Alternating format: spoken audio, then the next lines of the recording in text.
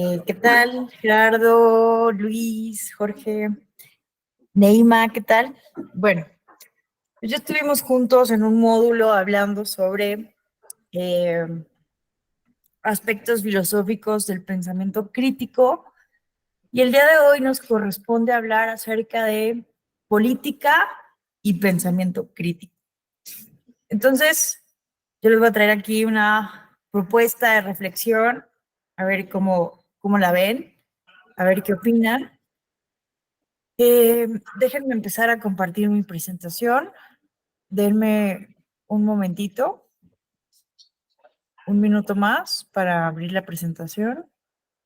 Es que, es que hoy tuvimos un problema logístico y entonces estoy desde mi oficina, pero he tenido aquí el problema. Un momentito.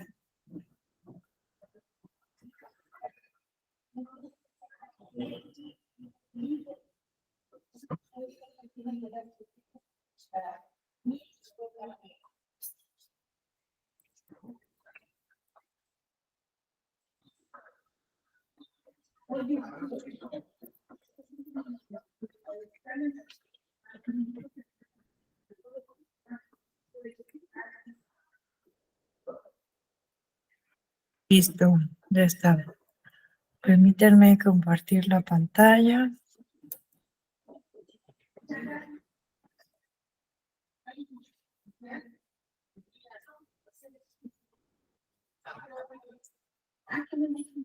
Listo. Sí se ve la presentación, ¿verdad, Cristian? Sí. Muchísimas gracias. Bueno, entonces, la sesión pasada estuvimos viendo justo, ¿no? No sé si recordarán el papel del barquito, recordarán que estuvimos hablando del barquito, ¿no? Y justo, bueno, no sé si aquí con ustedes hablé del barquito. ¿Sí fue aquí con ustedes? Díganme, por favor. Sí, profesora. ¿Sí? A ver, muchas gracias, Arturo. ¿Qué tal? Bueno, entonces estuvimos hablando acerca de la propuesta teórica de Luis Villoro y de cómo Luis Villoro como filósofo político nos planteaba, ¿no? Justo la filosofía política, no solamente como un pensamiento que nos puede ayudar a buscar, a delimitar el deber ser. Entonces decíamos respecto de nuestro barco, que la filosofía política nos puede ayudar a plantear preguntas tales como hacia dónde debemos de ir, por qué, ¿no? ¿Para qué? ¿Cierto? Y no solamente eso, la filosofía política, de acuerdo con esta propuesta de Luis Villoro, también es un pensamiento de ruptura porque justamente, bueno, un pensamiento disruptivo, la filosofía también es un pensamiento disruptivo porque nos ayuda justo a identificar de la mano con la ciencia política justo el pensamiento ideológico. Decíamos, ¿no? Que la ideología tiene varias acepciones, pero en este caso, desde este marco analítico, es una concepción delimitada justamente cuando el discurso ideológico se usa, ¿no? El discurso filosófico para justificar, para legitimar el poder político, pero en los hechos estamos viendo que nuestro barco va hacia otro rumbo, hacia otro lugar diferente al discurso que se utiliza. Entonces, justo la filosofía política es un discurso disruptivo porque nos ayuda a identificar eso, nos ayuda a identificar el discurso ideológico de la política. Entonces, evidentemente, desde ahí es fundamental el pensamiento crítico, la filosofía política, evidentemente, para cuestionar el poder político, ¿no? Que evidentemente siempre los gobernantes, los líderes políticos, los servidores públicos, ¿verdad? Siempre van a estar en la tentación de no ver por el bien común, sino ver por fines privados, no actuar de manera ética, sino muchas veces ver por el bien privado, o ir en contra de las normas, ir en contra de los derechos humanos. Y va a ser muy difícil justamente muchas veces poder identificar esto, hacer coherente esto, porque en el discurso se dice otra cosa siempre, ¿no? Evidentemente los políticos, la clase política profesional, ¿cierto? No van a decir, estamos robando el dinero público, estamos traicionando el voto popular. No va a haber un discurso así franco, ¿cierto? Porque siempre están buscando, pues, ganar procesos electorales a futuro, reiterar el poder político. Por eso el discurso ideológico es un poder reiterativo y es por eso tan importante el pensamiento crítico, porque el pensamiento crítico justamente, ¿no? En la filosofía, el pensamiento crítico nos permite identificar cuando están estas contradicciones. Estas contradicciones son las que nos permite observar el pensamiento crítico. Porque si estás hablando de feminismo, de igualdad, paridad hacia las mujeres, ¿por qué violentas a las mujeres, no? Entonces, esas contradicciones se permiten advertir, porque justamente la idea es poder corregir el rumbo, ¿no? Identificar esas contradicciones y lograr que nuestro barco regrese al rumbo, al camino hacia donde desde la filosofía política normativa del deber ser nos hemos planteado que queremos ir. Entonces, bueno, esa es una primera idea que evidentemente es consecuencia de nuestra primera sesión que tuvimos. Tuvimos oportunidad de reflexionar sobre las preguntas de nuestro barco, pero ahora les quiero plantear otra cuestión que tiene que ver con nuestra concepción de política.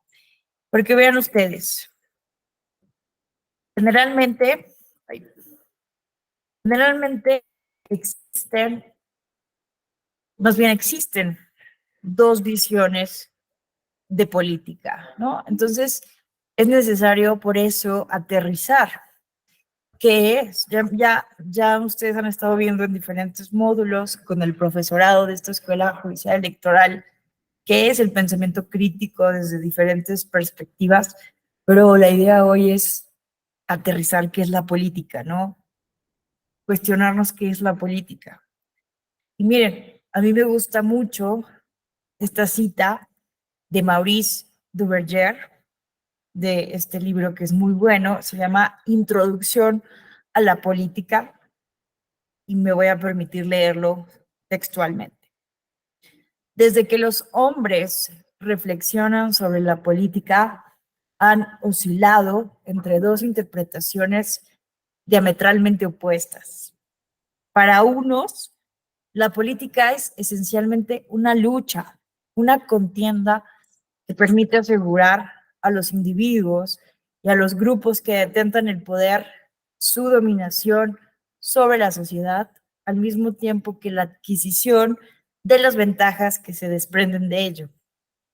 Para otros, la política es un esfuerzo para hacer reinar el orden y la justicia, siendo la misión del poder asegurar el interés general y el bien común. Para los primeros, la política sirve para mantener los privilegios de una minoría sobre la mayoría, y para los segundos es un medio de realizar la integración de todos los individuos en la comunidad y de crear la ciudad perfecta de la que hablaba Aristóteles. Entonces, ¿qué nos dice aquí Maurice Duverger? Básicamente existe una visión divorciada de la ética, una visión de la política ajena a la ética, a la moral, y otra visión de la política casada, vinculada con la ética y con la moral. Entonces, esta es la propuesta que les quiero hacer, ¿no? Justamente eh, cuestionarnos qué entendemos por política y cuál es la política que quisiéramos tener en nuestras ciudades, en nuestras comunidades políticas, en nuestros vecindarios. Ayer, por ejemplo, tuve oportunidad de ir a una asamblea condominal, ¿no? De donde yo vivo, mi casa, su casa, y, ¿no? Justamente ahí hay política, ¿no? Entonces, eh, ¿cuál es la política que queremos para nuestras vidas colectivas, para nuestras vidas comunitarias? ¿Queremos una vida política divorciada de la ética, de la moral, o queremos una política que atienda justamente a cuestiones éticas, a cuestiones morales? Pero entonces aquí la discusión es, ¿pero qué es la política, no? ¿Qué es la política entonces? ¿Es una lucha, una contienda, o realmente podemos caer, ¿no? Algunos dirían caer en esa ingenuidad de que la política realmente nos puede ayudar a buscar el bien común, a buscar el orden, la justicia? Bueno, aquí tenemos que hacer justamente, pues, visualizar, ¿no? De dónde viene esta ruptura entre política y moral, porque efectivamente Aristóteles, ¿no? Aristóteles y los antiguos griegos en el mundo helénico, efectivamente se pensaba que la política era básicamente algo sagrado, algo muy importante. La vida política, eh, Aristóteles pensaba, ¿no? Que justamente, vean esto, ¿no? Decía que el único lugar en donde los seres humanos podían alcanzar su máximo potencial, desarrollar todas sus capacidades y ser felices, aunque, bueno, el término que utilizaban los griegos era eudomonía, que es el desarrollo pleno del ser humano. Entonces, es un concepto integral, ¿no? No solamente es la felicidad, como lo menciona la Constitución de Estados Unidos, ¿no? Que habla mucho del derecho que tienen todos los individuos a perseguir, a buscar la felicidad, pero más bien los griegos veían justamente un concepto integral del ser humano, en su bienestar, en su desarrollo pleno, no solamente en una idea limitada hoy que tenemos, ¿no? De felicidad en la modernidad. Entonces vean esto, ¿no? Aristóteles pensaba que el único lugar donde los seres humanos podían alcanzar esta, este desarrollo pleno era en la polis, en la ciudad-estado, en la actividad política. Y quienes vivían fuera de la polis o eran bestias o eran dioses, ¿no? Entonces, bestias porque no vivían civilizadamente, porque vivían, ¿no? Justamente, bueno, también hay que hacer ahí cuestionamientos, ¿no? Porque también se veía a los que no vivían, ¿no? En las ciudades-estado del mundo helénico como bárbaros, ¿no? Como incivilizados.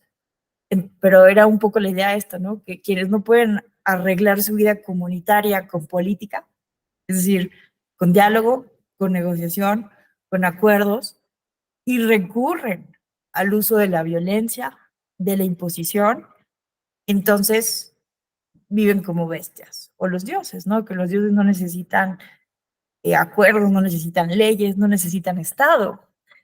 Entonces, básicamente para los helenos, para el mundo antiguo, había una conexión, una unidad entre la política y la moral. Eh, Justamente si ustedes revisan algunos textos, ¿no? De Norberto Bobbio, que su tratado de teoría política, Norberto Bobbio justamente nos habla, ¿no? Entre esta relación entre política y moral, derecho y moral, nos dice justamente que hay teorías monistas de la política y teorías dualistas. Entonces, las teorías monistas justamente sugieren que la política y la moral van unidas, no están separadas. Y básicamente ese era el paradigma griego. ¿Alguien quiere decir algo? Escuché por ahí una voz. ¿No? ¿Estamos bien? Recuerden que si alguien quiere comentar algo, aportar, cuestionar, preguntar, con toda confianza lo podemos hacer. Pero bueno, creo que vamos bien. Al menos ya logramos que se escuche, ¿no? Entonces, básicamente, ¿no? Esta era la idea del mundo helénico, que política y moral iban juntos, iban de la mano. ¿Y dónde vendrá esta ruptura? ¿Con qué pensador se les ocurre que pudo haber llegado a la ruptura entre política y moral? Es uno de los autores más citados, ¿no? Cuando justamente hablamos del pragmatismo político. ¿A quién se les ocurre? Maquiavelo. Exacto, ¿no? Exactamente. Entonces, bueno, es una visión un poco, ¿no? Reduccionista, porque evidentemente han habido diferentes procesos históricos y otros pensadores, ¿no? Pero básicamente se considera, ¿no? Por un lado a Maquiavelo y por otro lado a Thomas Hobbes como padres de la modernidad, padres de la ciencia política contemporánea, porque justamente Maquiavelo nos va a decir, bueno, o sea, imagínense, el paradigma aristotélico, el paradigma, porque incluso vean, esta relación entre política y moral es tan fuerte que justamente sirvió para justificar por muchísimos años durante la Edad Media, durante el desarrollo de las monarquías absolutistas, la idea del derecho divino. ¿Por qué? Porque para los antiguos, desde el paradigma aristotélico, el hombre es un animal político. ¿Qué significa esto? Bueno, y sí digo hombre porque en este tiempo, pues, sí hay que decirlo, ¿no? Aristóteles no concebía a las mujeres en igualdad. Es una crítica importante que debemos hacer a Aristóteles y a los filósofos en general. Pero, ¿qué pensaba Aristóteles, no? Que el hombre era un animal político. ¿Qué significa esto? Hoy lo usamos como de manera muy ligera, pero la idea de que el hombre es un animal político básicamente implica decir que somos desiguales. ¿Por qué? Que no somos iguales. Decir que el ser humano o que el hombre es un animal político no solamente implica como pensar que nosotros, los seres humanos, nos organizamos en sociedades, en comunidades políticas para organizar nuestra vida comunitaria, como hacen las hormigas, las abejas, ¿no? Que de manera natural tienen una organización política, como la abeja reina, ¿no? Y todas las abejitas, ¿no? Justamente van juntando miel, pero hay una abeja y hay una cuestión ahí muy interesante, ¿no? De organización natural. Y no, esto no necesariamente era la idea de Aristóteles, y hoy pensamos que es algo así, ¿no? Que los seres humanos somos animales políticos, pero no, realmente lo que quería decir Aristóteles era que, a ver, no traigo aquí la cita de Aristóteles, espérenme. No, ¿cómo no traigo aquí la cita de Aristóteles? Es que la tengo en otra presentación. Pero espérenme, se las quiero poner. Denme un momento. Está.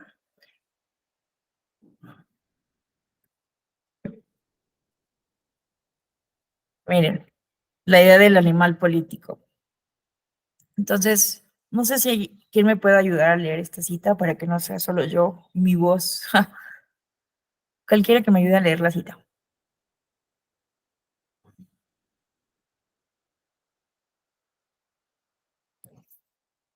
Es también de necesidad, por razones de seguridad, la unión entre los que por naturaleza deben respectivamente mandar y obedecer. Quien por su inteligencia es capaz de previsión, es por naturaleza gobernante y por naturaleza señor, al paso que quien es capaz con su cuerpo de ejecutar aquellas providencias, es súbdito y esclavo por naturaleza, por lo cual el amo y el esclavo tienen el mismo interés. Y resulta también que quien por naturaleza y no por casos de fortuna carece de ciudad, está por debajo o por encima de lo que es el hombre. Es pues manifiesto que la ciudad es por naturaleza anterior al individuo, pues si el individuo no puede por sí bastarse a sí mismo, deberá estar con el todo político en la misma relación que las otras partes lo están con su respectivo todo. El que sea incapaz de entrar en esta participación común, o que a causa de su propia insuficiencia no necesite de ella, no es más parte de la ciudad, sino que es una bestia o un dios. Muchísimas gracias, qué amable. Entonces, esta cita me gusta mucho, la pueden encontrar en el libro Ética Nicomaquia de Aristóteles, porque básicamente nos está diciendo, ¿no? Que básicamente por una cuestión de necesidad, de seguridad, pero, pero vean, ¿no? La unión de los que por naturaleza, nos está diciendo que por una cuestión natural hay quienes mandan y quienes obedecen. El ser un politicón, el animal político, es animal político por naturaleza. Pero ¿qué implica eso? Que su naturaleza, que su casta, que su raza, alguna idea ahí extraña, ¿no? Que tenían en el mundo antiguo. Eh, Hay algunos que por su forma de ser mandaban, eran líderes, y hay otros que por su naturaleza eran esclavos. Entonces, esa es la idea del un politicón, que había hombres que por naturaleza tenían que mandar y por naturaleza otros que obedecer. ¿Pero por qué? Porque así eran las cosas, porque así era el orden natural. Era muy, muy teleológica esta visión, ¿no? Porque así era el fin ético de la naturaleza. Unos mandan, otros obedecen y se acabó. Entonces, qué más implica esto? Implica justamente una cuestión epistemológica muy relevante. Para el paradigma aristotélico, el Estado entonces es anterior al individuo. El Estado existe previo a la existencia del individuo. Y entonces, ¿qué pasa? Que justamente este paradigma sirve para justificar el derecho divino de los monarcas, de la monarquía absolutista. ¿Por qué? Porque básicamente no decían, ¿por qué va a mandar esta familia, esta dinastía? Porque así es, por derecho divino, porque así lo quiso Dios. Y bueno, ¿por qué viene esta primera ruptura importante que va a ir empezando a inaugurar la modernidad? Porque Maquiavelo va a decir, a ver, espérense, no necesariamente se requiere tener esta supuesta sangre azul, no es una cuestión de naturaleza. ¿Qué necesitamos para dominar? Para, ¿no? Y justamente el príncipe de Maquiavelo va a ser una obra fundamental, no por su grado de complejidad filosófica abstracta, para nada. No es, Maquiavelo no logra desarrollar nunca una teoría abstracta, normativa, filosófica. Lo que él está haciendo justamente es decir, a ver, no desde el punto de vista de lo que es, ¿no? Desde el plano discursivo de la ciencia política, ¿no? Que hoy entenderíamos como ciencia política. No necesitas tener sangre azul ni una cuestión natural. Lo que necesitas es la fuerza. La fuerza va a ser el uso descarnado de la fuerza, ¿no? Va a ser una de las condiciones más importantes que va a observar Maquiavelo para obtener el poder político. Si tú vas con un ejército y te metes y ganas en la batalla en una ciudad, la puedes dominar. ¿Y cómo vas a tener la efectividad del dominio de tu principado? Puede ser por el miedo o puede ser por el amor de tus súbditos. Puedes respetar sus costumbres, hacerte querer, ser un buen príncipe, pero si no te quieren, con el miedo, con la represión, puedes justamente, ¿no? Entonces se va a empezar a caer, ¿no? El paradigma del derecho natural, del derecho divino, y luego va a venir un siglo después, básicamente, ¿no? Thomas Hobbes, que Thomas Hobbes hace una cosa también maravillosa, ¿no? Porque va a utilizar el método mecanicista de Galileo Galilei, ¿no? ¿Qué significa esto? Básicamente, ¿por qué el método mecanicista? Porque justamente lo que hace Hobbes cuando empieza a estudiar en el Leviatán al ser humano, quiere, quiere identificar el mecanismo que hace que los seres humanos actúen como actúan.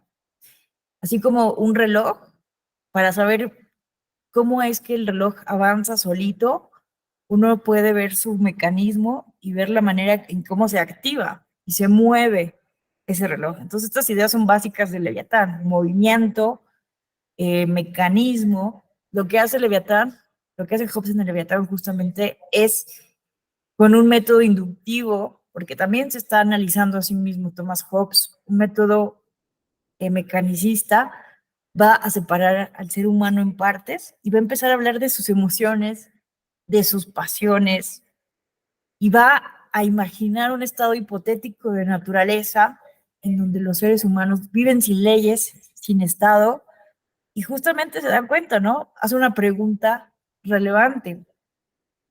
A ver, hasta donde yo identifico analizando las pasiones de los seres humanos, las emociones, en realidad no hay nada que justifique de forma natural, como decía Aristóteles, que unos manden y otros obedezcan. O sea, no hay una gran diferencia, algo que realmente nos haga justificar este paradigma aristotélico, la idea del sum politicón. Por lo que a mí respecta, todos somos iguales, básicamente dicen, ¿no? No nos separa más que a lo mejor algunas cuestiones de personalidad, pero en la esencia todos tenemos las mismas pasiones. Y entonces, ¿qué justifica que unos manden y otros obedezcan? Que es la misma pregunta que se hace también Rousseau en el contrato social. Dice Rousseau, ¿por qué vivimos entre cadenas? Dice, por el mismo que se considera amo no deja de ser esclavo. ¿Por qué los seres humanos llegamos a este extremo de vivir encadenados unos con otros, ¿no? Refiriéndose a las leyes, a las normas. ¿Por qué vivimos así? Y dice Rousseau, no sé el proceso histórico, cómo se gestionó, pero sí que lo justifica, que lo legitima. Y lo que lo legitima es la voluntad. Entonces, miren, para el paradigma aristotélico era una cuestión natural, teleológico, porque así es, se acabó, unos mandan, otros obedecen y bye. Lo mismo para el derecho divino, llega Maquiavelo y dice la fuerza, necesitas efectividad del poder político, necesitas pragmatismo, quitarte cuestiones morales, religiosas, eso no sirve de nada si quieres tener efectividad del poder. Aunque ojo, porque hay un texto también de Luis Villoro que se llama Los dos discursos de Maquiavelo, y Maquiavelo sí habla de la importancia de los valores republicanos, de las virtudes cívicas, si lo que quieres es sostener una república.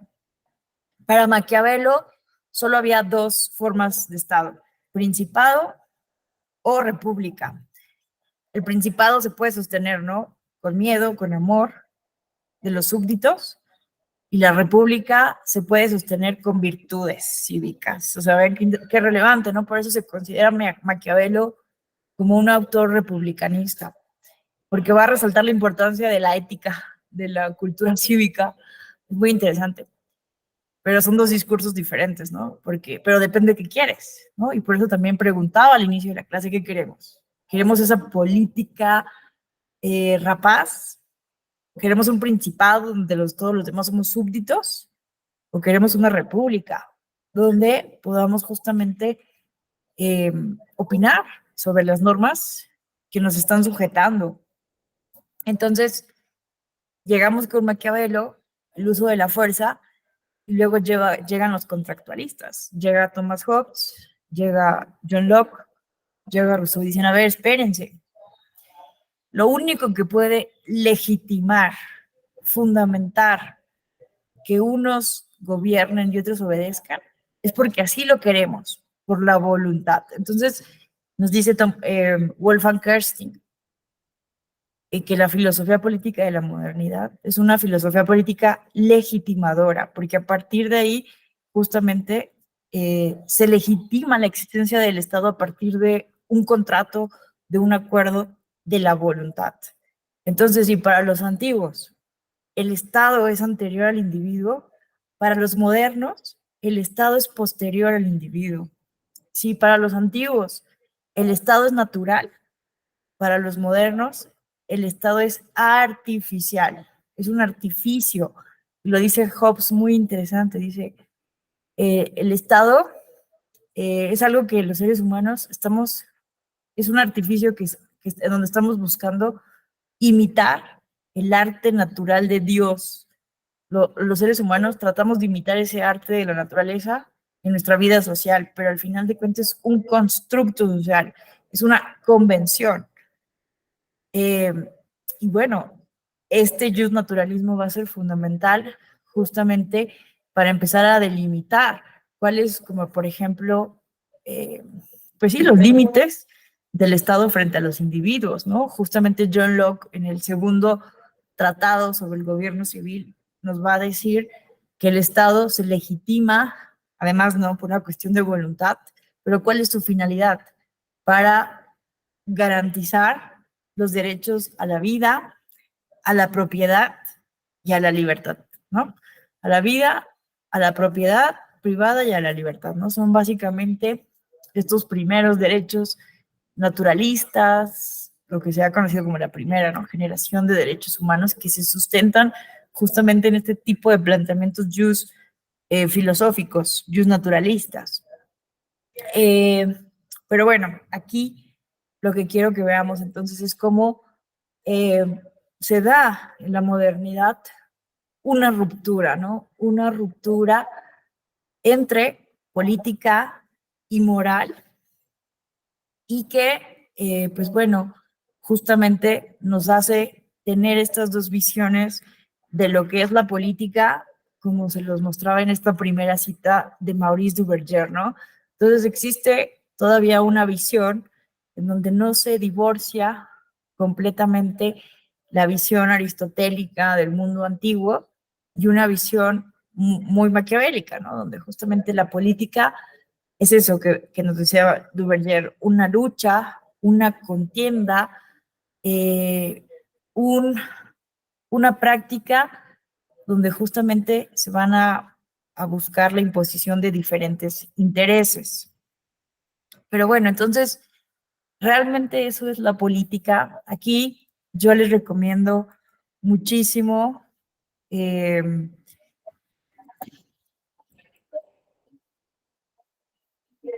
Bueno, aquí ya hablamos de la separación entre política y moral, de Maquiavelo. O sea, miren esta cita. Dice, en los escritos de Maquiavelo encontramos una imagen nueva del hombre, decididamente anti-aristotélica. Su antropología política tematiza por primera vez al hombre moderno, desvinculado, ontológicamente desprovisto de lugar asocial y dejado a sí mismo, autocentrado. Y esta antropología política tematiza, pues, al homo economicus, apolítico privado, que maximiza permanentemente los bienes, el poder y la influencia. El hombre de Maquiavelo ya no es ningún zoom politicón, ¿no? Por eso les decía que este término de zoom politicón lo usamos de manera diferente, ¿no?, en la modernidad, porque tenía otro contexto con Maquiavelo.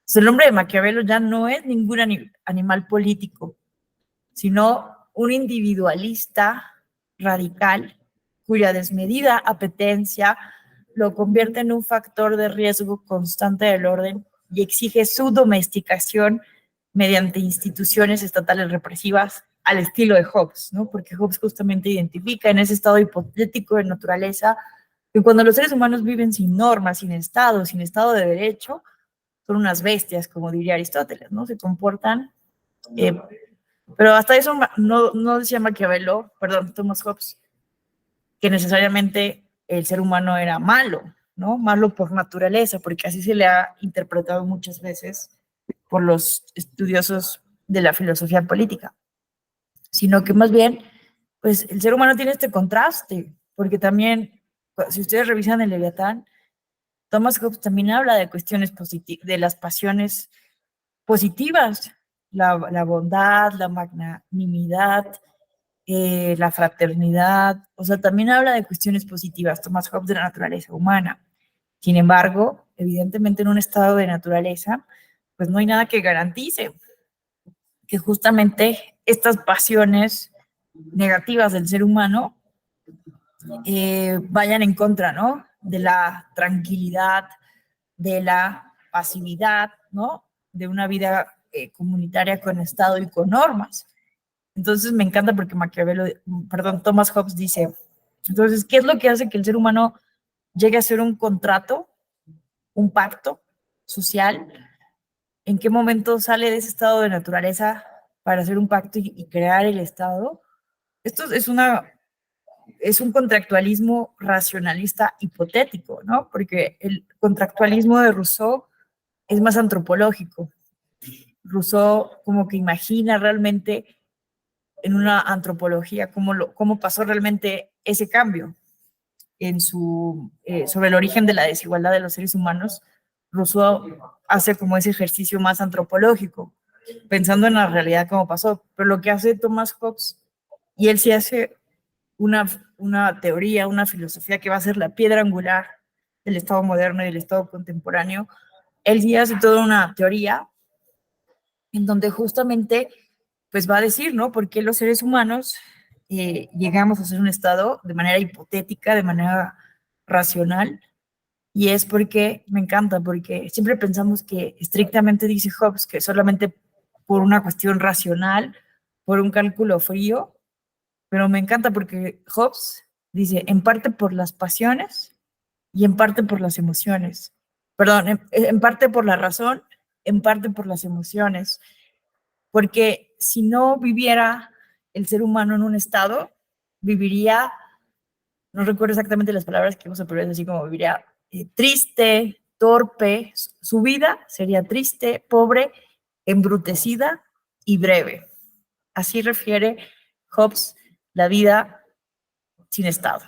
Entonces, de cierta manera, ¿no? Está diciendo que tiene valor vivir en una comunidad. Tiene, o sea, no solamente es una cuestión racional, ¿no? De decir, porque también Thomas Hobbes fundamenta la teoría de juegos, ¿no? La visión racionalista, eh, pues sí, el rational choice, ¿no? El famoso rational choice, en donde es un modelo analítico que sirve mucho en la ciencia política, en otras ramas de las ciencias sociales, justamente para poder predecir, ¿no? O pues sí, las motivaciones de los seres humanos y se basan justamente en esta idea de Thomas Hobbes original, ¿no? De pensar cuál es la motivación principal de los seres humanos, maximizar el poder, la influencia, el poder económico, pero también hay detrás justamente una cuestión emotiva que le da felicidad al ser humano para no vivir esta vida triste, sola, embrutecida y breve. En fin, entonces, bueno, eso es un poco, ¿no? Para que dimensionemos entonces que es un debate mm, muy largo, ¿no? En términos históricos, cuál es la relación, ¿no? Entre la política, la ética, y que evidentemente los discursos y los supuestos epistemológicos sobre la política y su papel en la sociedad y su relación con los seres humanos es diferente, ¿no? En la antigüedad y en la modernidad. Sin embargo, les quiero justamente plantear aquí como una propuesta, ¿no? Hannah Arendt fue una filósofa política que justamente planteaba una reivindicación de la política, ¿no?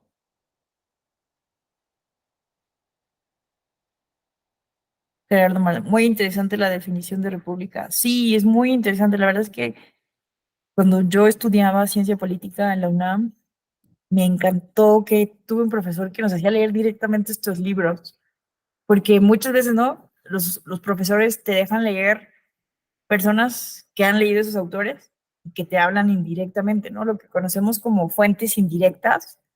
Pero tenía un profesor que me daba justamente epistemología de las ciencias sociales y nos dejaba leer directamente, ¿no? Todo el libro, Leviatán, toda la República de Platón, el contrato social de Rousseau, ¿no? Las grandes obras. Por eso me apasioné muchísimo de la teoría y la filosofía política, porque empiezas a entender el pensamiento, ¿no? De estos autores que han ido moldeando pensamiento político de la humanidad, bueno, del mundo occidental.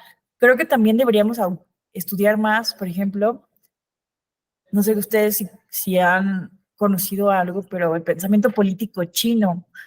Hace poco estuve como leyendo un poco sobre el pensamiento político oriental, bueno, de las dinastías chinas del siglo, por ejemplo, 7. antes de Cristo, o sea, pongamos las cosas en dimensión. Atenas, la época de oro de la democracia ateniense fue en el 5 antes de Cristo. Entonces, en el 7 antes de Cristo aproximadamente, se da, me parece, espero no equivocarme, porque no es algo que yo domine, realmente lo digo honestamente, pero el confucianismo. Entonces, se dan también anteriormente a este siglo séptimo antes de Cristo, se llama el periodo de las primaveras y los veranos, no, primaveras y otoños de China, de las dinastías chinas. 300 años en donde hubo muchísima paz social, muchísima prosperidad eh, en, en las diferentes como ciudades eh, del territorio que hoy conocemos como China. Entonces, en esos 300 años proliferó muchísimo el conocimiento, la filosofía, las artes, y ahí hay ideas bien interesantes que no forman parte propiamente del pensamiento occidental. Desde ahí muy tempranamente se empezó a considerar, por ejemplo, que el mérito, que, que personas, aunque no fueran de la realeza, de las dinastías, si tú eras muy bueno, muy educado, muy ilustrado, justamente podías hacer como una clase de servicio civil y llegar a ocupar cargos como de la administración pública, ¿no? Entonces, no propiamente hablaban de la igualdad y obviamente no era una democracia como los atenienses la desarrollaron en el siglo V antes de Cristo, pero me parece que hay ideas bien interesantes del pensamiento político chino y creo que también del hindú. También estaba revisando que hay ideas bien interesantes, varios líderes políticos que sembraron ideas muy interesantes y que tal vez nos sería bueno, ¿no? Conocer. Pero bueno, en fin, lo que quería decirles ahora es justamente esta propuesta de Hannah Arendt.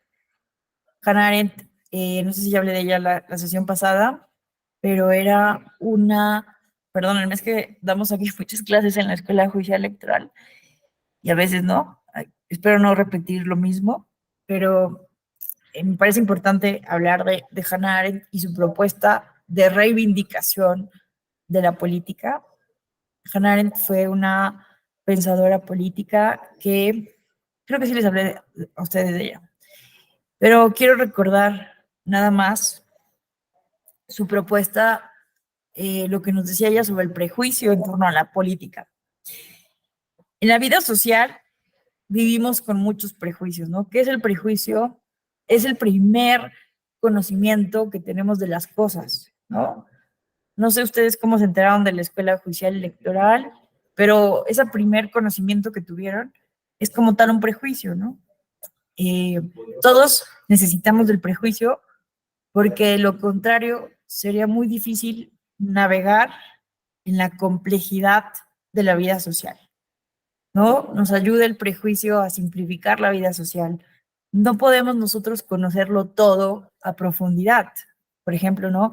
Tenemos que muchas veces confiar en los médicos con un prejuicio que tenemos de la medicina, es decir, con un conocimiento muy a la mano, muy directo, muy pobre de la medicina, porque no pasamos los 5 o 7 años que se avientan, ¿no? Quienes estudian medicina, conocer realmente no sé, los efectos, ¿no?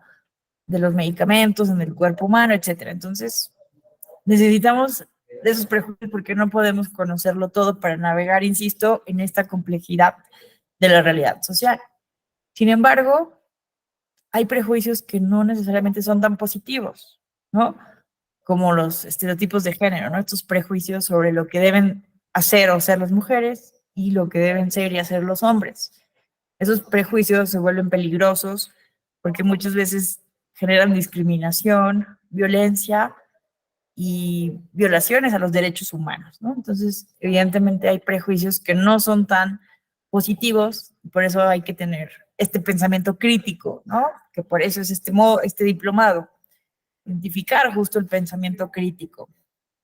Pero fíjense, nos habla de un prejuicio hacia la política que sí es peligroso, que sí es, que debemos de cuestionar este prejuicio que tenemos hacia la política.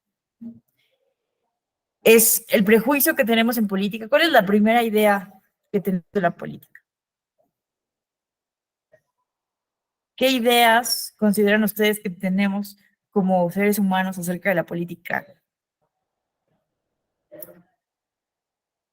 General, bueno, tal vez no muchos de ustedes, muchos de nosotros, a lo mejor tenemos otra concepción muy diferente de la política porque estamos inmiscuidos en temas electorales, pero generalmente, ¿no? Si vemos las encuestas de percepción, cuando platicamos con nuestros amigos, con nuestros padres, con nuestros familiares en pláticas de café, cuando hablamos de política es siempre pensar en negativo, ¿no? La política es igual a corrupción, la política es sinónimo de nepotismo, la política es corrupción, ¿no? Tenemos una mala concepción de los políticos profesionales de la clase política.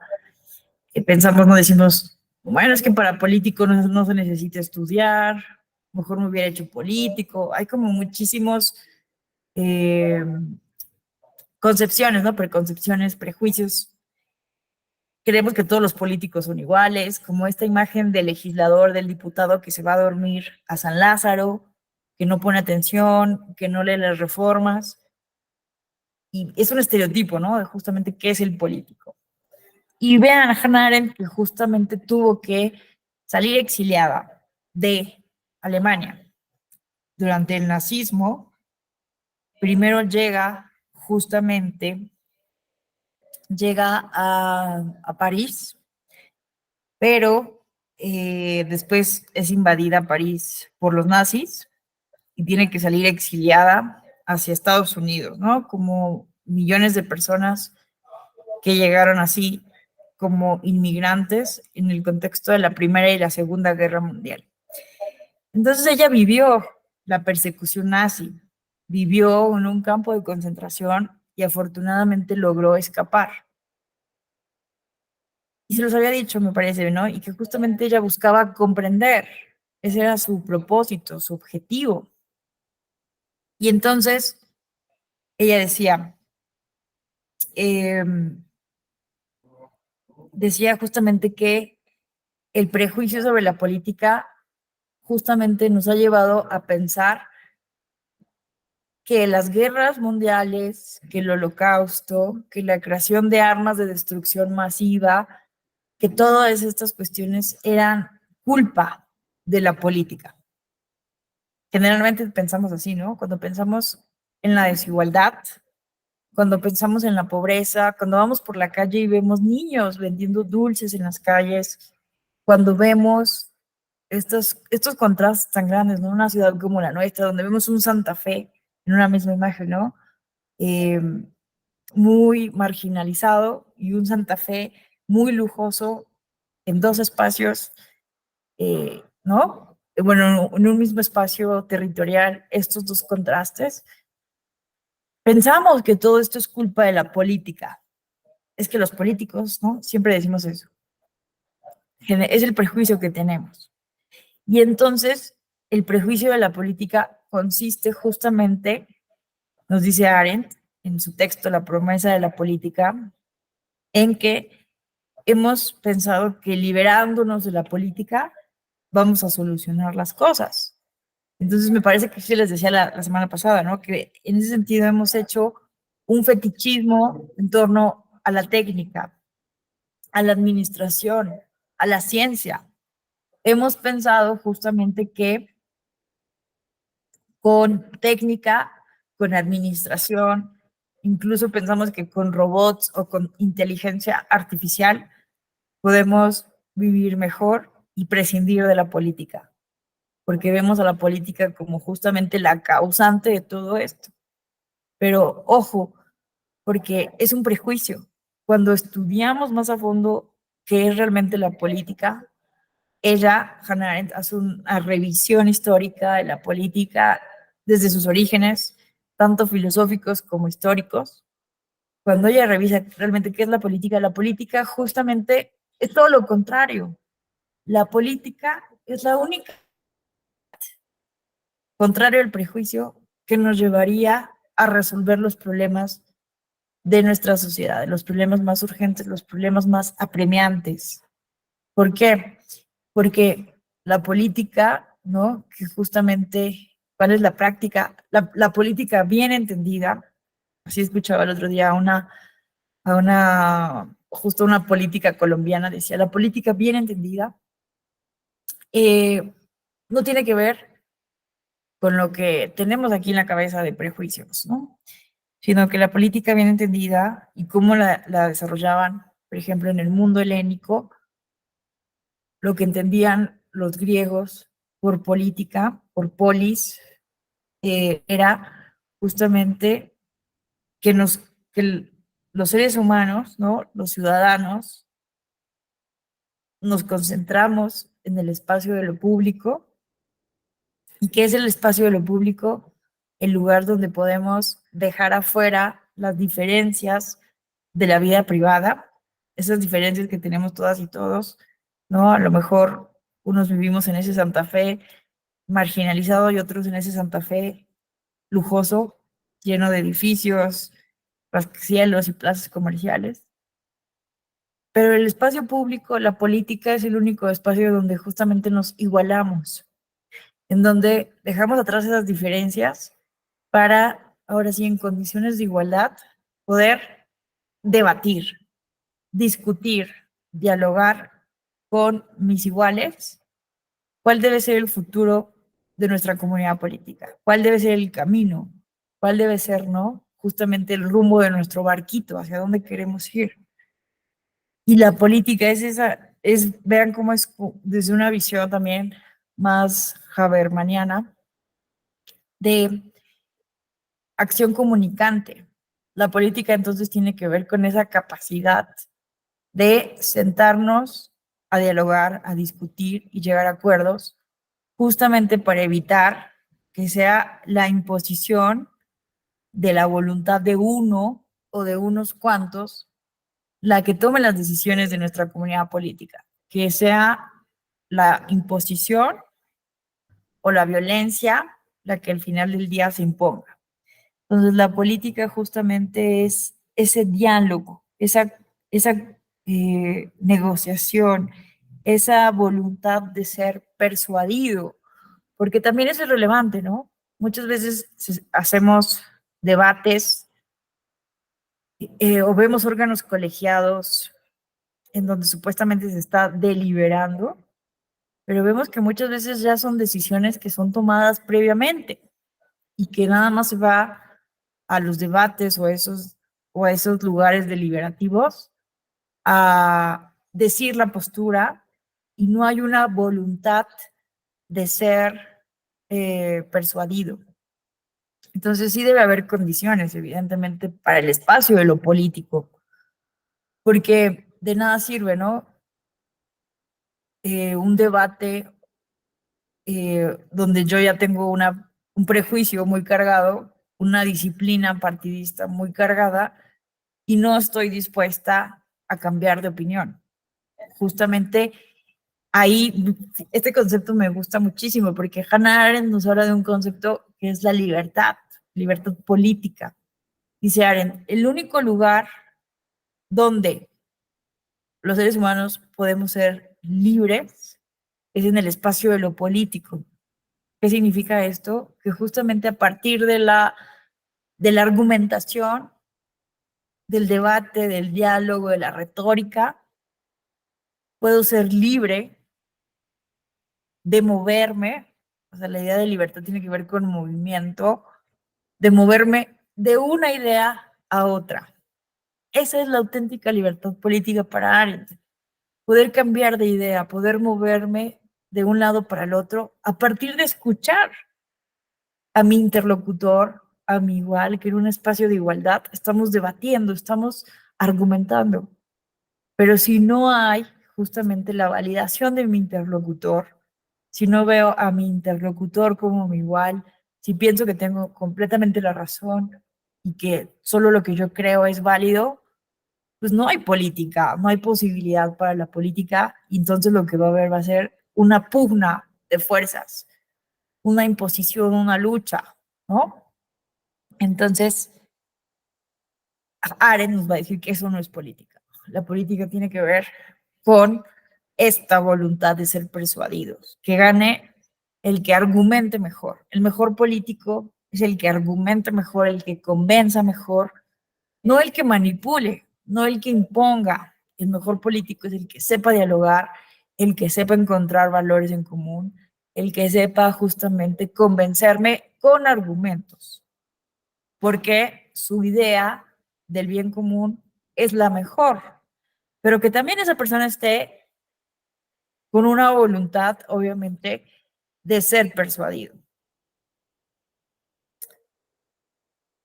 Exacto, aquí nos dice Gerardo Martínez, ¿no? Que el asunto es que se ve la política como la competencia entre partidos políticos y no entre sujetos.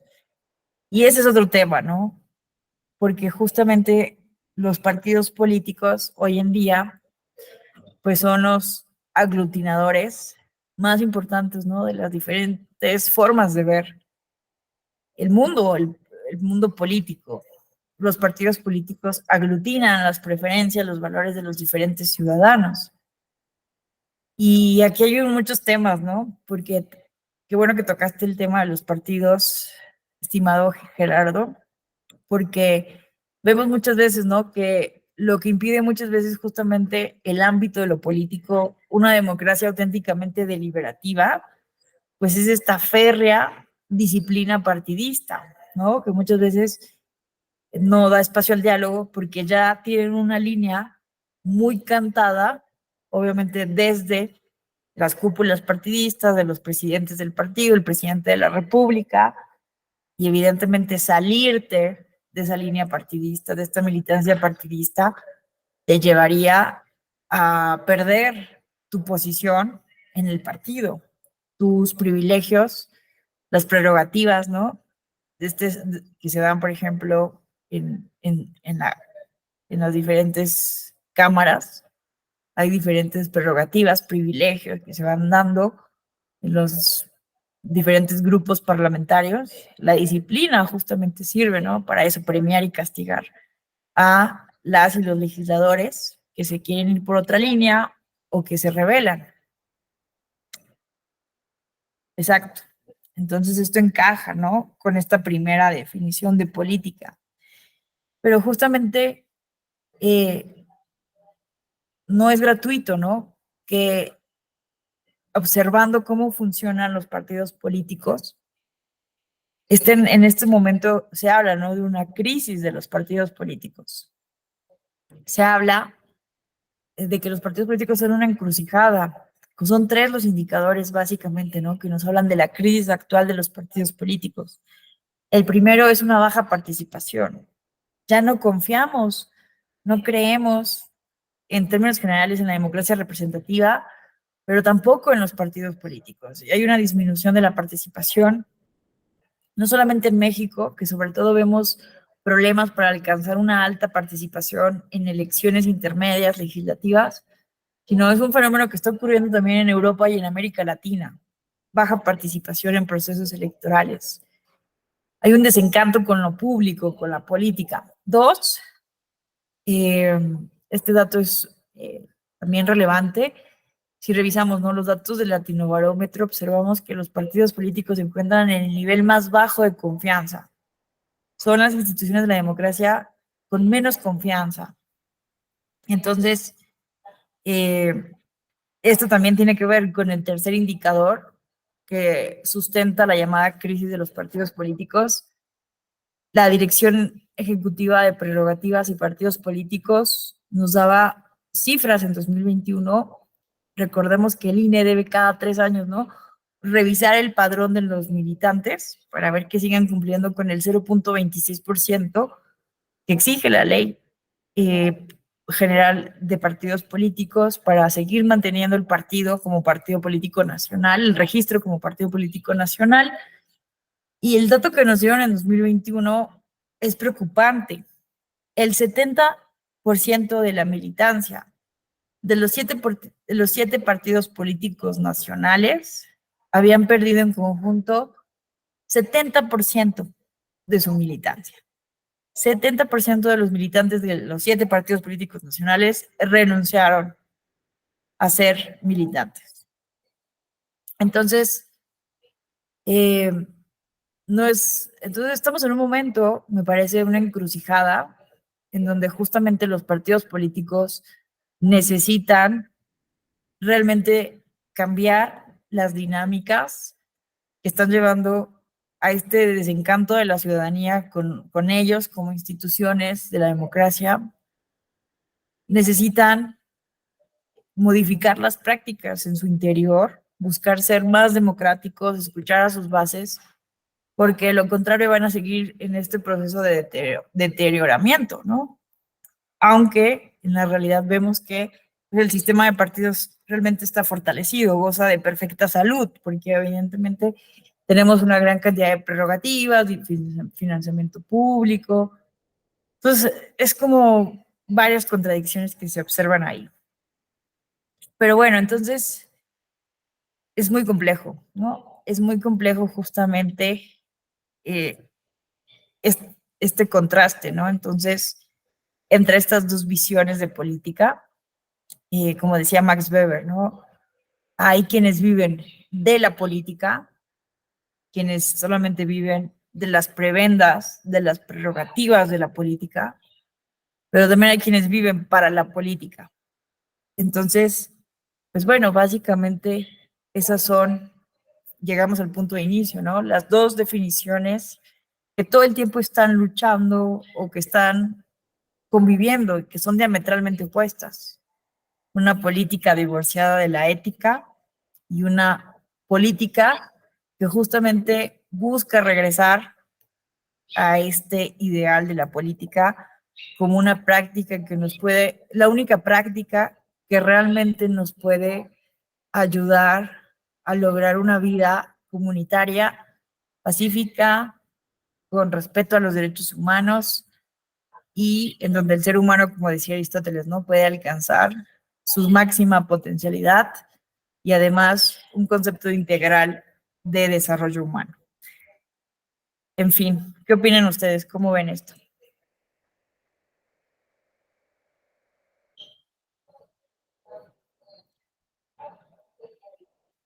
A lo que les quiero invitar, ¿no? Por un lado, entonces, es como, como desde el pensamiento crítico, evidentemente, es muy relevante ser críticos con la política, no dejarnos encantar, ¿no? Con los cantos de las sirenas, eh, evidentemente, cuestionar a la clase política, pedir rendición de cuentas a nuestros representantes populares.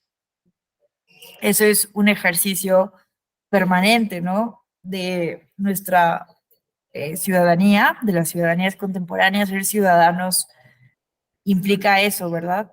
Estar exigiendo rendición de cuentas a nuestros representantes, pero también implica, evidentemente, aquí yo les quiero, ¿no? Justamente hacer una invitación a cuestionar, a replantearnos nuestra concepción de política, porque si realmente creemos que la política es esta primera visión pragmática, maquiavélica, si creemos que la política solamente puede ser eso, pues nada más nos queda ser cínicos y ser copartícipes de esta visión cínica, realista, amoral de la política y no contribuir en nada más que si tenemos suerte, a lo mejor nos hacemos ricos o poderosos en esa lucha, o por el contrario, si tenemos mala suerte, nos van a oprimir nuestros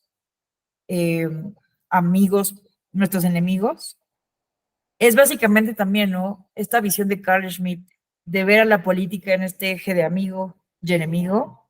Carl Schmitt pensaba que la política es eso, ¿no? Alinear los intereses, identificar quiénes son nuestros amigos y quiénes son nuestros enemigos y a partir de ahí hacer el juego de la política.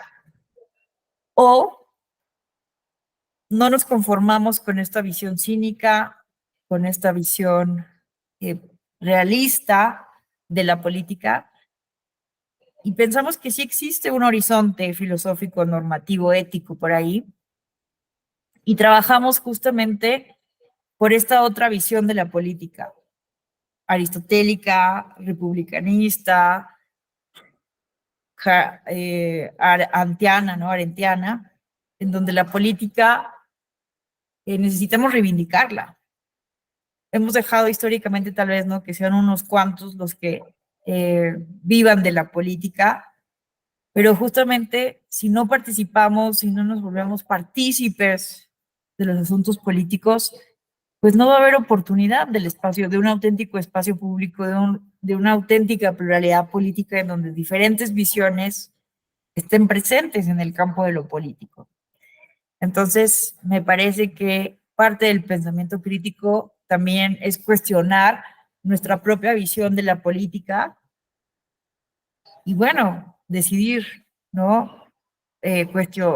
Justamente problematizarnos a nosotros mismos cuál es la visión de política que queremos trabajar como personas que formamos parte de diferentes comunidades políticas y jugamos diferentes roles políticos, ¿no?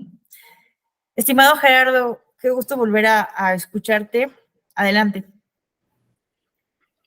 Hola, nuevamente, perdón por acaparar el uso del micrófono. Sería muy interesante abrir un buen debate sobre de esto. Híjole, me parece un tema interesante desde el punto de vista personal. Aquí yo plantearía mi postura desde ese ángulo, desde el punto de vista personal, eh, paradójicamente hablando de política. Pues no puedo estar en desacuerdo contigo respecto de que el sistema de partidos políticos está muy fortalecido y creo que así debe ser. La verdad estoy convencido de que el sistema de partidos políticos así debe ser, porque también estoy convencido de que la democracia tiene que ser ejercida a nivel de sociedad a través de los partidos políticos. Eso no quiere decir que esté de acuerdo con la política que hacen los integrantes o los dirigentes de los partidos políticos. Por supuesto que no lo estoy y difícilmente alguna gente de la sociedad lo va a estar si no es que forma parte de ese pequeño núcleo de los partidos políticos. De allí el asunto de la toma de posición a través del pensamiento crítico para ubicarme como sujeto en una sociedad. Iba a decir ciudadano, pero eso ya es harto complicado, porque eso es un nivel que se tiene que adquirir. Entonces, como sujeto de una sociedad, lo primero que me mueve a mí es a través de este pensamiento crítico, realmente aceptarme como ciudadano, con todas las responsabilidades y los beneficios que se tenga, que son muchos en ambos casos. Y a partir de allí, entonces sí, asumir una posición en los ámbitos donde yo me mueva para efectivamente influir políticamente. A ver, ¿cómo lo entiendo yo? La política no solamente se da para llegar a través de unas elecciones a la Cámara de Diputados, de Senadores o al Ejecutivo, no. Ya comentabas tú tu experiencia de ayer y quienes vivamos o hayamos vivido en un condominio, lo vemos con tristeza. Sí, en un conjunto de 200 casas, se presentan 20 propietarios de las casas, y de esos 20 propietarios de las casas, 5 hablan, y de esos 5 hablan, son los que dirigen, o sea, está reproducida allí. Sería interesante saber por qué. Pero una vez que se tome la decisión, todos, los 20 que asistieron y los 100 que forman parte, se vuelven críticos fortísimos, es decir, prejuzgan. prejuzgan, no llegan a ese juicio de por qué se tomaron esas decisiones y por qué hay que participar en el bien común pequeñito de un condominio, de una colonia, vaya, de una familia. No sé si les haya pasado a mí con cierta frecuencia y lo hemos tenido que hemos tenido que buscar una manera de resolverlo. Fin de semana, ¿qué película vemos? Fin de semana, ¿a dónde vamos? Somos 4, somos 5, entonces, ¿cómo le hacemos para tomar esa decisión? En mi idea de libertad, como decía Hobbes, yo voy a optar por mi libertad y voy a tomar la decisión de ir a donde yo quiera. Pero me tengo que ceñir a, a una regla de convivencia familiar para mantener eso, la convivencia. Yo creo entonces que, partiendo de mi posición, yo diría, el pensamiento crítico y este diplomado que estamos tomando, creo que nos da los elementos para tomar decisiones en el ámbito de competencia de cada uno. Yo diría, estamos en un momento muy interesante. Cualquiera que sea la posición política de todos los que estamos escuchando, es muy interesante. Habrá quienes estén a favor, quienes estén en contra de lo que estamos viviendo políticamente, pero viene un tema muy interesante. A mi juicio, si yo no quiero que se dé esta polarización, esta radicalización entre que un partido político tenga la mayoría calificada para que a partir de la élite de ese partido político se mueva la vida nacional, yo debo de buscar a través de mi voto que haya un equilibrio. Entonces debo pensar cómo voy a votar por presidente, por diputado y por senador. Fíjense el poder que tenemos cada uno de nosotros de influir más allá de lo que digan los dirigentes de los partidos políticos. Eso a mí me resulta muy interesante. Y ya para terminar con el texto que puse al final, yo diría, ¿y cómo vamos a hacer la ciudadanía para influir poco a poco a través de los medios que tenemos? Bueno, pues buscando, pidiéndole a las instituciones que correspondan que haya de verdad un buen diseño de educación cívica. Es muy importante, un buen diseño de educación cívica que permee todos los niveles educativos. ¿Y por qué digo los niveles educativos? Porque llegar a cada familia sería menos que imposible. Por eso tiene que ser, desde mi punto de vista, una política pública que se establezca difícilmente a través de la educación pública, pero sí más fácilmente a través de todas las instituciones que están interesadas en esto. Muchas gracias. No, hombre, gracias a ti, estimado Gerardo, porque realmente es muy grato escucharte. Eh, Coincido completamente con lo que mencionas. Muy interesante el análisis que haces aquí. Qué interesante, ¿no? Esto de la política de los condominios. Y en efecto, justo lo que yo observé ayer, ¿no? Muy baja participación. Se hizo, ¿no? Una convocatoria, ¿no? A las 6 de la tarde, esperando al 50%, al 70% de los condominios. Se hizo otra convocatoria a 6:30, esperando el 50%. No llegaron y hasta las 7 empezamos a sesionar con los que estuvieran presentes, ¿no? Porque no llegaron las personas, como dices, solamente quién quiere ser integrante del comité y nadie quiere ser, entonces muy baja participación. Entonces es muy interesante sociológicamente eso, ¿no? Cómo se replica esta política micro local al ámbito nacional, ¿no? Porque eso también nos pasa. ¿Cuántos participamos en el presupuesto participativo? ¿Cuántos salimos a votar con un voto informado, con un voto consciente? ¿No? Y entonces, ya cuando llegan las decisiones, como lo dice muy bien Gerardo, híjole, ya vemos las consecuencias de no haber participado, de no haber justamente buscado influir para que no se tomaran ciertas decisiones. Entonces, muchas gracias, Gerardo, porque sí es una reflexión bien importante la que nos planteas aquí y que coincido, ¿no? El pensamiento crítico justamente esta es la idea, que nos ayude a cuestionar nuestro papel, parte, ¿no? De lo que nos decían, por ejemplo, Gabriel Almond y Verba, que fueron los precursores de la teoría de la cultura política, nos decían que justamente, ¿no? Una cultura política súbdita o parroquial implica asumir que no tenemos ningún poder para modificar el orden social. Y una cultura política participativa, una cultura política democrática, además de tener un sólido conocimiento de cómo funciona el sistema político, implica tener conciencia del poder de influencia que tenemos como ciudadanos.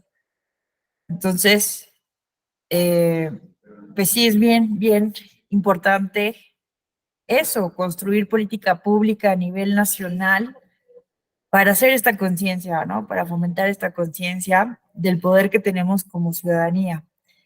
Gerardo, te escuchamos. Sí, muchas gracias. Un poco reiterando lo que comentaba de la oportunidad que tenemos, si no les toca ser funcionarios de casilla en 2024, bueno, si les toca, acepten, por favor.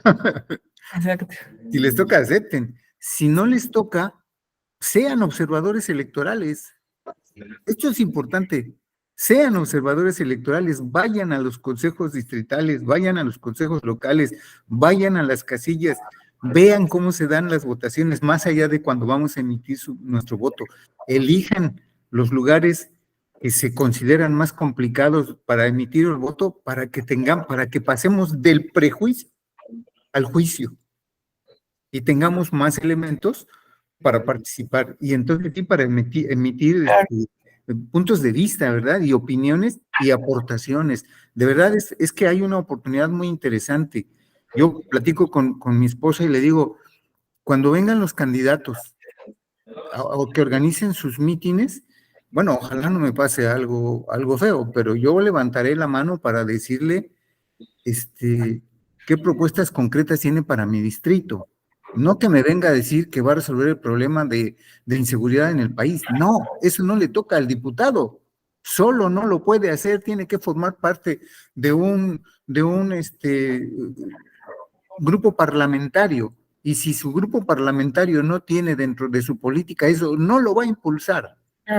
Entonces, cuestionarlos desde ese punto de vista y decirle, por el contrario, cuáles son mis necesidades como colono, que son las que quiero que me resuelva, y cómo va a implementar una política. Si tuviéramos la oportunidad o el interés, nos meteríamos a las propuestas que hacen los legisladores para saber de esos 500, cuántos han presentado iniciativas y qué tipo de ellas han sido. Creo que hay una buena oportunidad para pasar para aplicar ese pensamiento crítico.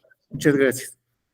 Muchas gracias a ti, Gerardo. Coincido completamente. Vamos a leer qué dice aquí Daniel Ramos. Considero el sistema de partidos está fortalecido estructuralmente, pero carece de legitimidad y representatividad ante la ciudadanía. Sí, ese es un problema, ¿no? Como que una cosa es los hechos y otra la percepción. Yo sí creo que por eso estamos en una clase no sé, locura esquizofrénica, no sé cómo llamarle, ¿no? Que queremos que la gente participe, pero no logramos generar esa confianza, esa legitimidad, ¿no? En los principales vehículos de los intereses, que son los partidos, porque yo coincido con Gerardo, hoy en día las democracias más estables son las que tienen más fortificado su sistema de partidos políticos. Vemos lo que está pasando en Perú, en Bolivia, Ecuador, donde el sistema de partidos es muy débil, está muy atomizado, muy fragmentado, llevan a inestabilidad. O sea, realmente también eso es un trabajo, ¿no? Justamente hablar, socializar la importancia de los partidos políticos, a pesar de que suene contradictorio, ¿no? Porque no nos gusta la política partidista muchas veces, pero sí, son importantes para la democracia. Entonces, es un reto enorme además en un contexto de posverdad, ¿no? Justamente donde cada quien cree verdad lo que quiere creer de acuerdo a sus emociones. Entonces, realmente es un reto muy grande para las democracias contemporáneas y de ahí la importancia entonces como conclusión del pensamiento crítico. No sé si alguien más quisiera hacer algún comentario, cuestionamiento, pregunta. Se vale estar en contra, ¿eh? Obviamente es un espacio académico y si no coinciden con las opiniones aquí vertidas por su servidora, de sus compañeras, compañeros, se vale porque justamente así se construye, ¿no? El conocimiento. Pues parece que no hay más comentarios. Les agradezco enormemente su atención, su paciencia. Eh, pues bueno, ya no me toca estar en otro módulo con ustedes en este diplomado. Fue un enorme placer estar con ustedes en 2 módulos. Les felicito enormemente por tomar este diplomado en pensamiento crítico. Ah, levantó la mano Daniel. Te escuchamos, Daniel.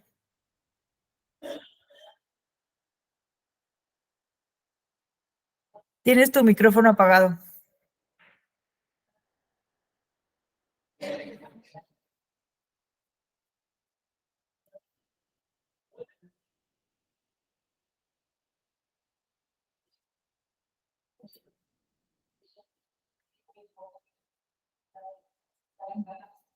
No te escuchamos. Bueno, no te preocupes, Daniel. Si quieres escribirlo, lo leemos.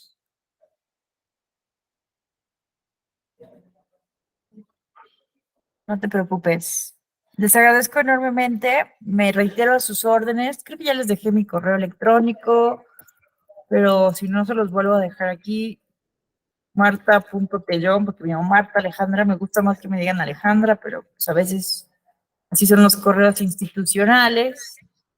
marta.tellomo@te.gov.mx. Estoy a su disposición para seguir este diálogo, esta conversación. Y les deseo que terminen este diplomado con muchísimo éxito y seguramente nos estaremos viendo en alguna otra actividad de esta Escuela Judicial Electoral. Que tengan una excelente tarde y buen provecho.